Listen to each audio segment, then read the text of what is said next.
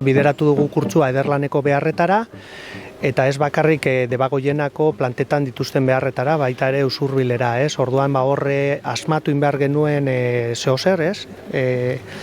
Ekosistema bat, ez? Formatiboa nun, horre bai Galarretako kampusean eta bai Arrasateko kampusean, inditugu klaseak baita presentzialki eta baita ere streaming, ez? Partekatuz presentzialtasuna bai Arrasaten eta Galarretan, ez?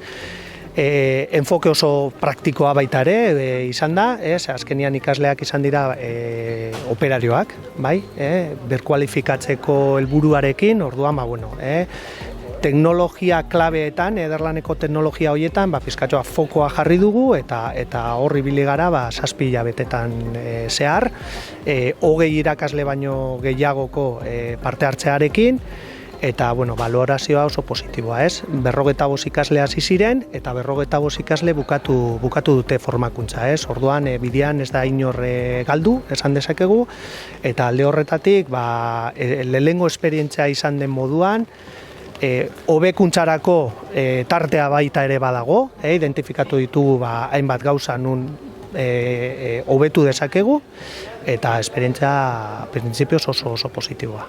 Ha costado un poquito, pero bueno, nos hemos ido adaptando. Según ha ido pasando el tiempo, hemos ido adaptándonos un poco a la situación. El favor de Ederlan es el que nos ha brindado esta oportunidad de al final, y bueno, agradecidos, sí.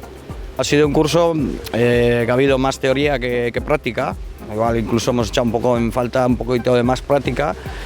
Pero bueno, al final estamos todos de acuerdo que ha estado muy bien, la verdad. Epe motzerako etorkizun honetan aldaketa izugarriak egoten ari dira. Industri 4.0 honekin digitalizazioa eta behar batzuk sortzen ditu nun igual aurretiko formakuntzarekin ez gara gai erantzun zuzen bat emuteko, ez?